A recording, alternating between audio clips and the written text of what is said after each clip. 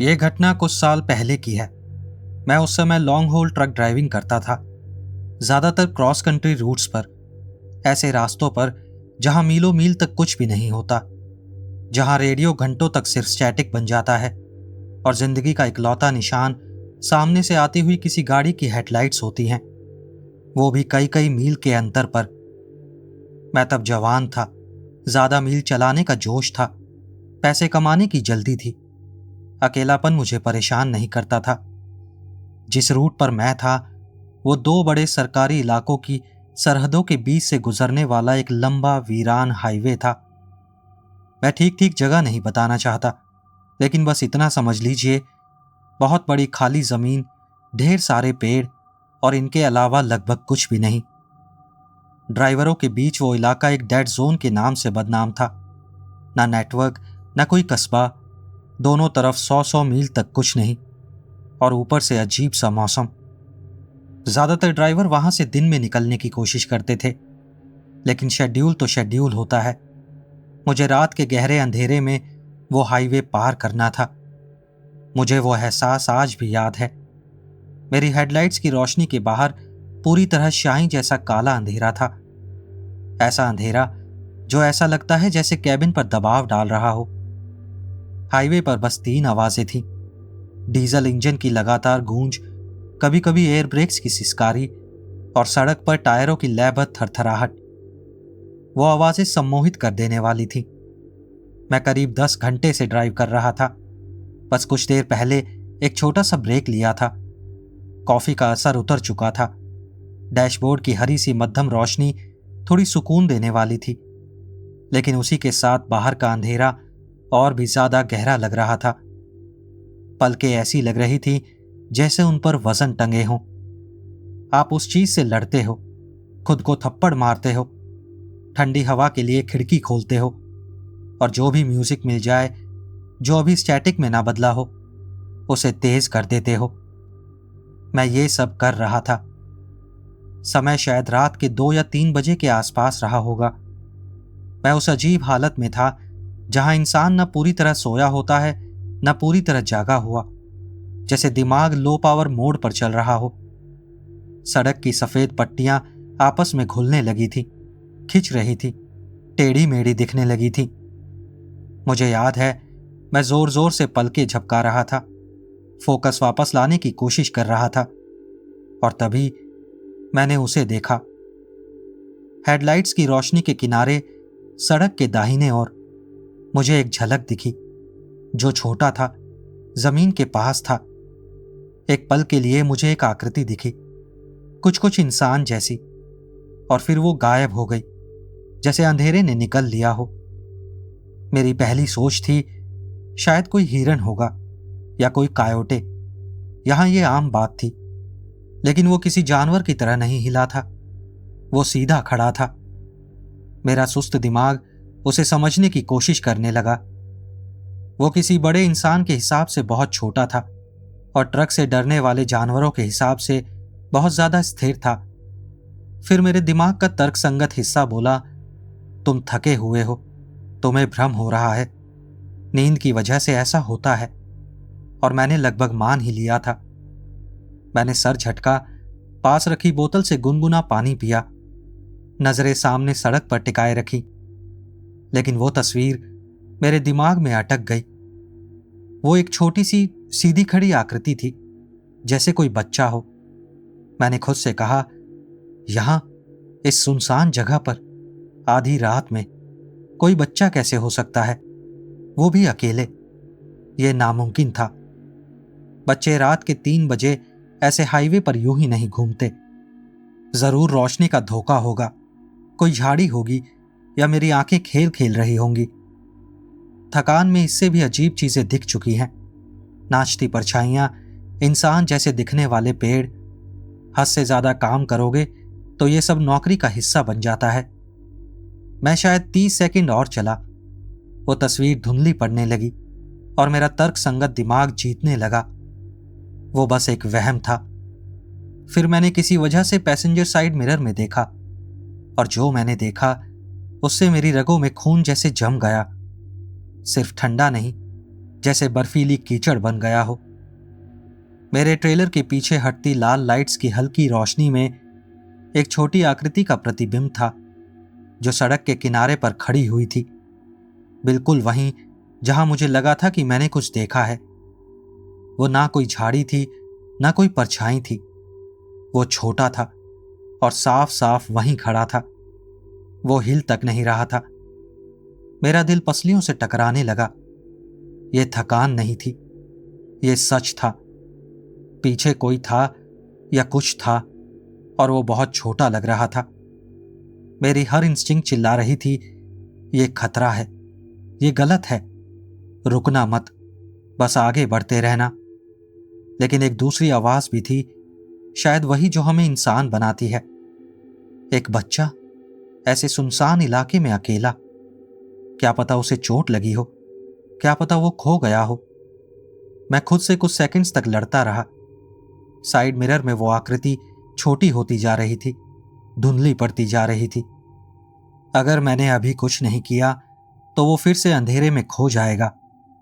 हे भगवान, अगर वो सच में बच्चा था और मैंने उसे वहां छोड़ दिया तो मेरे इंसान कहलाने का क्या फायदा। अपने बेहतर विवेक के खिलाफ, उस इंस्टिंक्ट के खिलाफ जो कह रही थी कि बस आगे बढ़ते रहो, मैंने एक फैसला लिया। मैंने ट्रक धीमा किया। एयर ब्रेक्स गुस्सैल सांपों की तरफ फुफकारने लगे। सड़क के किनारे पर ट्रक रोका, जैसे वो खुद इसका विरोध कर रहा हो। हैजर्ड लाइट्स ऑन की। उनकी लयबद्ध चमक घुटन भरे अंधेरे को चीर रही थी। फिर मैंने वो किया जो भरे हुए ट्रेलर के साथ संकरे रास्ते पर कभी नहीं करना चाहिए। मैंने रिवर्स लेना शुरू किया, बहुत धीरे, बहुत सावधानी से। मेरी आंखें लगातार मिरर्स के बीच घूम रही थी। ट्रेलर सीधा रखने की कोशिश कर रही थी और मैं उस छोटी आकृति को दोबारा ढूंढने की भी कोशिश कर रहा था। टायरों के नीचे कंकड़ की चरमराहट अस्वाभाविक रूप से तेज लग रही थी। मुझे बस 1 या 2 मिनट लगे होंगे, लेकिन वो 1 घंटे जैसे लगे। आखिरकार मेरी टेल लाइट्स की लाल रोशनी फिर से उसी जगह पर पड़ी और वहां एक बच्चा था। मैंने ट्रक रोका। मेरा कैबिन उसके लगभग बराबर आ गया, करीब 10 फीट की दूरी पर। मैंने हाई बीम ऑन की ताकि साफ देख सकूं और ताकि उसे भी साफ दिखे कि मैं सिर्फ एक ट्रक हूं, कुछ और नहीं। वो बच्चा छोटा था, बहुत छोटा था, शायद 6 या 7 साल का। तेज रोशनी में ठीक से अंदाजा लगाना मुश्किल था। वो बस वहीं खड़ा था, कंकड़ वाली सड़क के बिल्कुल किनारे, ठीक वहीं जहां से पेड़ शुरू होते थे। इस हिस्से में जंगल सड़क के बहुत पास था। ऊंचे काले पाइन के पेड़ और घनी झाड़ियां जो मेरी लाइट्स की पहुंच के ठीक बाहर एक ठोस काली दीवार जैसी लग रही थी। बच्चा मेरी तरफ नहीं देख रहा था। वो सड़क के समानांतर मुंह करके धीरे धीरे चल रहा था, जैसे टहल रहा हो, पूरी तरह बेखबर कि उसके पास एक विशाल 18 पहियों वाला ट्रक आकर रुका है, जिसका इंजन गड़गड़ा रहा है, लाइट्स चमक रही हैं। उस बच्चे ने पजामे पहने हुए थे, पतले हल्के रंग के पजामे, वो भी रात की ठंड में। ना कोई जैकेट, ना जूते, कम से कम मुझे तो नहीं दिखे। मेरा दिमाग चकरा गया। ये गलत था, हर तरीके से बहुत ज्यादा गलत था।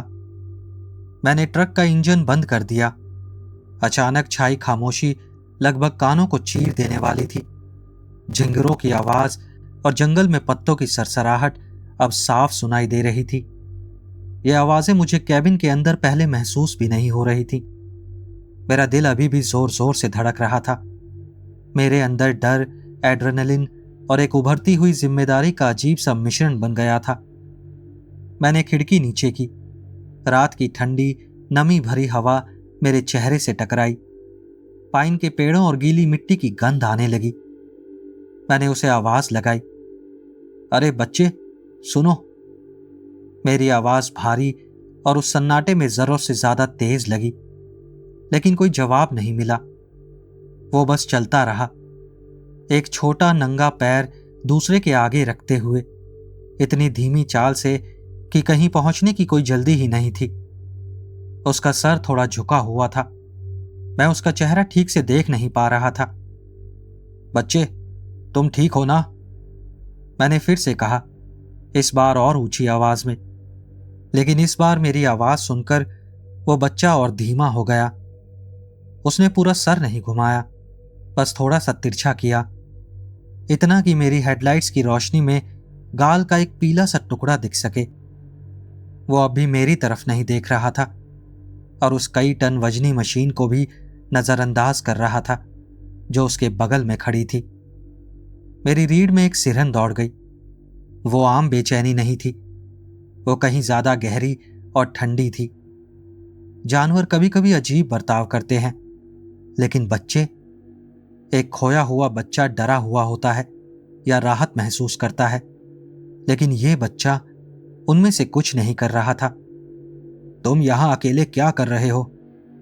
मैंने अपनी आवाज को शांत और दोस्ताना रखने की कोशिश करते हुए पूछा, जैसे किसी डरे हुए बच्चे से बात करनी चाहिए। हालांकि वो जरा भी डरा हुआ नहीं लग रहा था। आधी रात हो चुकी है, तुम जा कहां रहे हो? वो कुछ नहीं बोला, बस उसके नंगे पैरों की हल्की सी आवाज, कंकड़ पर घिसटते हुए कदमों की आवाज सुनाई दी, जैसे मेरी मौजूदगी कोई मामूली सी रुकावट हो, एक बैकग्राउंड नॉइज हो जिसे वो जानबूझकर अनदेखा कर रहा हो। ये ठीक नहीं था। मेरे अंदर के अलार्म अब और तेज बजने लगे थे। मेरा हाथ गियर स्टिक के पास मंडरा रहा था। मेरे अंदर का एक हिस्सा चाहता था कि ट्रक स्टार्ट करूं और यहां से निकल जाऊं, लेकिन वो छोटा बच्चा अकेला था, शायद सदमे में था। मैं उसे यूं ही छोड़ नहीं सकता था। तुम्हारे माँ बाप कहाँ हैं? मैंने जोर देकर पूछा। मेरी आवाज अनजाने में सख्त हो गई थी। क्या तुम खो गए हो? आखिरकार बच्चा पूरी तरह रुक गया। उसने अपना सर थोड़ा और घुमाया, अब भी सीधे मेरे कैबिन की तरफ नहीं, बल्कि ट्रक के सामने की तरफ, हेडलाइट्स की चकाचौंध की तरफ। अब मैं उसका चेहरा थोड़ा बेहतर देख पा रहा था। उसका फीका चेहरा तेज रोशनी में हल्का सा दिखा। उसका चेहरा एक चीनी मिट्टी की गुड़िया जैसा लग रहा था। उस पे छोटे छोटे गहरे गड्ढे थे जो शायद उसकी आंखें थीं, लेकिन उसके चेहरे पर कोई भाव नहीं था, बिल्कुल भी नहीं था। ना डर, ना उदासी, ना राहत, कुछ नहीं। उसका चेहरा बिल्कुल खाली था। फिर एक आवाज आई, छोटी, पतली, जैसे सूखे पत्तों की सरसराहट हो। मैं खो गया हूं। बस वही शब्द। उसके वो शब्द सुनकर मुझे थोड़ी राहत मिली, लेकिन तुरंत ही चिंता की एक नई लहर आ गई। ठीक है, वो खो गया है। ये ऐसी चीज है जिससे निपटा जा सकता है। ठीक है बच्चे, कोई बात नहीं, मैं तुम्हें तुम्हारे घर वालों से मिलवा सकता हूं। तुम रहते कहां हो और कहां जा रहे थे? आखिरकार बहुत धीरे धीरे बच्चे ने पूरा सर मेरे कैबिन की तरफ घुमा लिया, मेरी तरफ घुमा लिया। फिर भी उसके चेहरे की ज्यादा बारीकियां समझ नहीं आ रही थी। उसके चेहरे का कोण, रोशनी या कुछ और उसके चेहरे को ढक रहा था। हेडलाइट्स के बावजूद चेहरा धुंधली परछाई में ही था, लेकिन उसकी नजर, मैं महसूस कर सकता था, वो किसी आम बच्चे की नजर जैसी नहीं थी। उसमें एक वजन था, एक तीव्रता थी जो इतने छोटे शरीर के लिए बहुत बेचैन करने वाली थी। घर, बच्चे ने उसी पतली सूखी आवाज में कहा। घर जाने की कोशिश कर रहा हूं। ठीक है, तुम्हारा घर है कहां? मैंने थोड़ा आगे झुकते हुए पूछा, उसे तसल्ली देने की कोशिश की। क्या तुम्हारा घर यहीं आसपास है? किसी कैंपसाइट से भटक गए हो या किसी गाड़ी से दूर हो गए हो? लेकिन कई मील तक कोई कैंपसाइट नहीं थी। दूर दूर तक कोई खराब पड़ी गाड़ी भी नहीं थी। मुझे यह पता था। उस बच्चे ने उस सवाल का सीधा जवाब नहीं दिया। इसके बजाय उसने ट्रक की तरफ एक छोटा सा कदम बढ़ाया, फिर एक और बढ़ाया। मेरा हाथ दरवाजे के हैंडल पर कस गया। मैं दरवाजा खोलना चाहता था, लेकिन मेरे हाथ उसे खोलने नहीं दे रहे थे। यहां बहुत ठंड है, तुम अंदर आ जाओ, मेरे साथ बैठ जाओ और जहां सिग्नल मिलेगा वहां से मदद के लिए कॉल करेंगे। मेरा सीबी रेडियो बेकार था, उस पर सिर्फ स्टैटिक सुनाई दे रहा था और मेरा फोन पिछले 1 घंटे से नो सर्विस दिखा रहा था। बच्चा मेरे पैसेंजर दरवाजे से करीब 5 फीट दूर रुक गया। वो अब भी उन्हीं हल्के पतले पैजामे जैसे कपड़ों में था। नुकीले कंकड़ों पर नंगे पांव था। उसे कांपना चाहिए था, रोना चाहिए था, लेकिन वो दोनों में से कुछ भी नहीं कर रहा था। क्या आप मेरी मदद कर सकते हैं? उस बच्चे ने पूछा। आवाज अब भी छोटी थी, लेकिन उसका उतार चढ़ाव बदल गया था। वो पहले जितनी सपाट नहीं थी, उसमें किसी और चीज की झलक थी, शायद विनती की। हाँ बिल्कुल, मैं मदद कर सकता हूं, इसीलिए तो रुका हूं।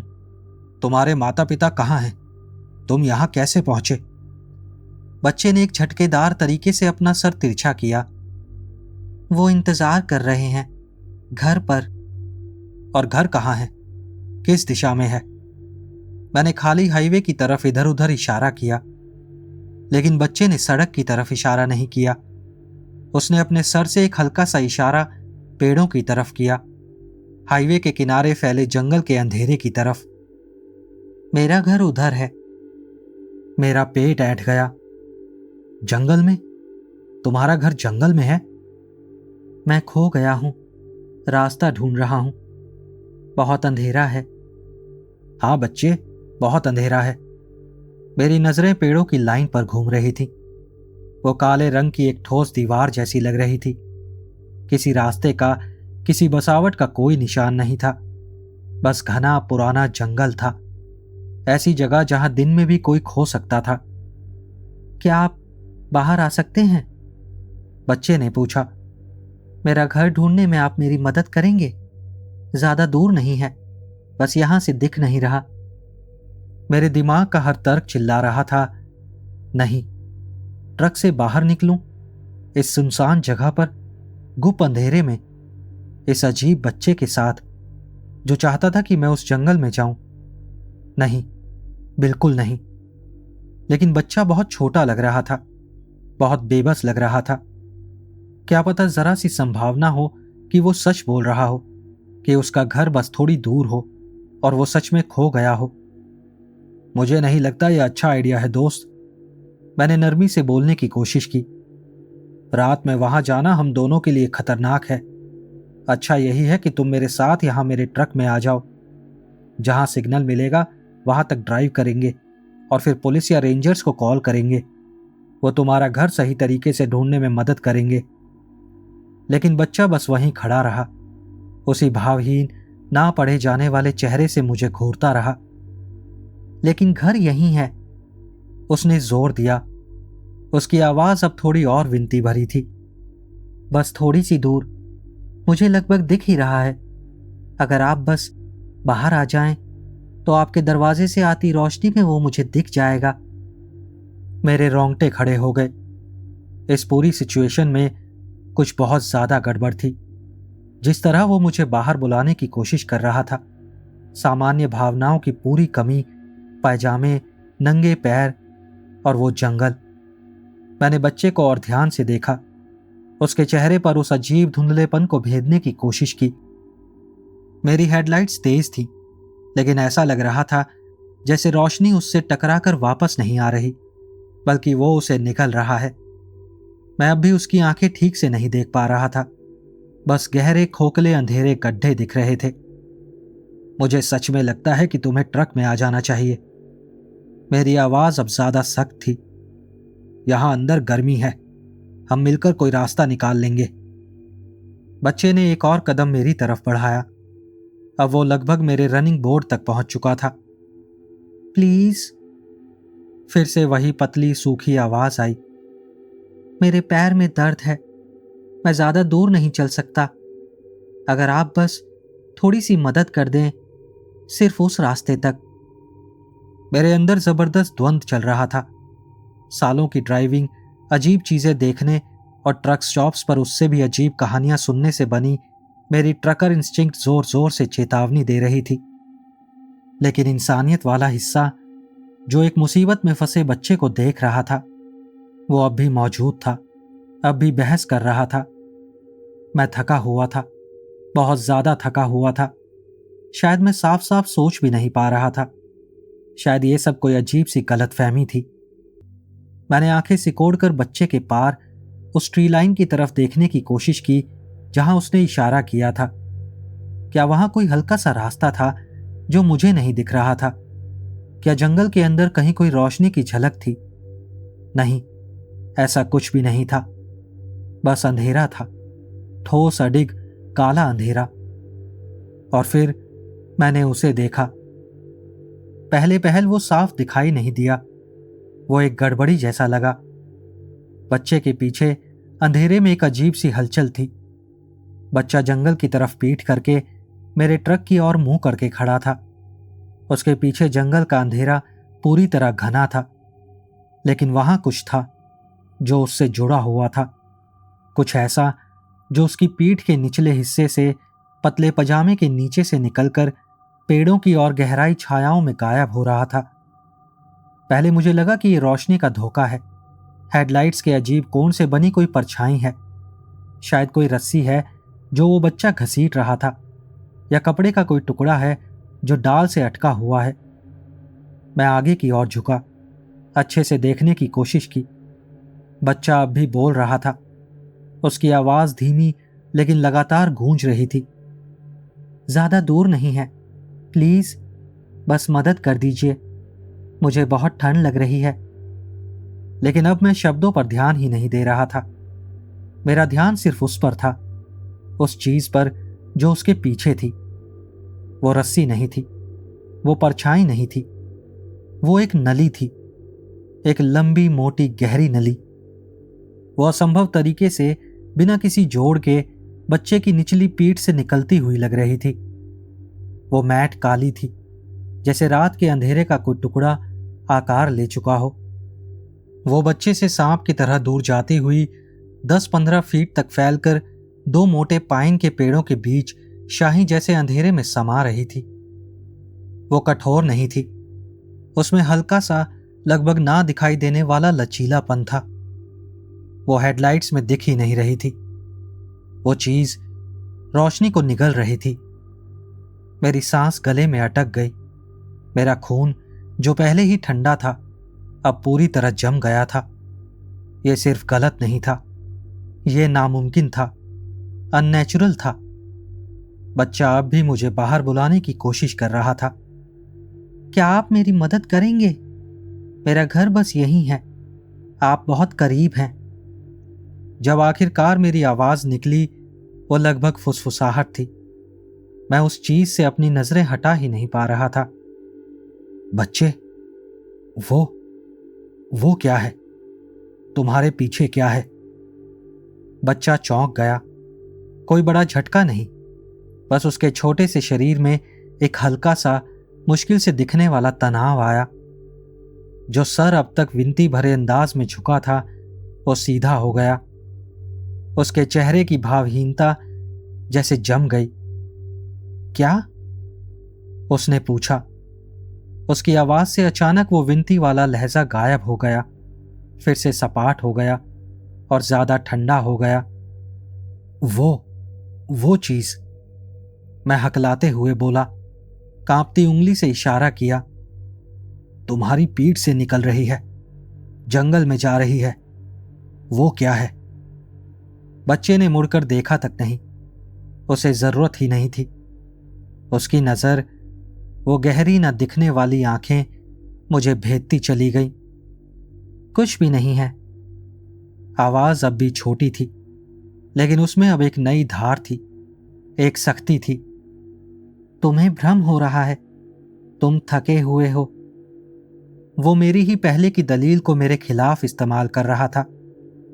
नहीं, मैंने कहा।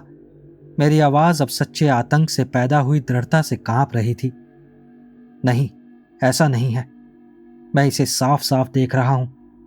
वो वही है, वो तुमसे जुड़ी हुई है। बच्चा काफी देर तक चुप रहा।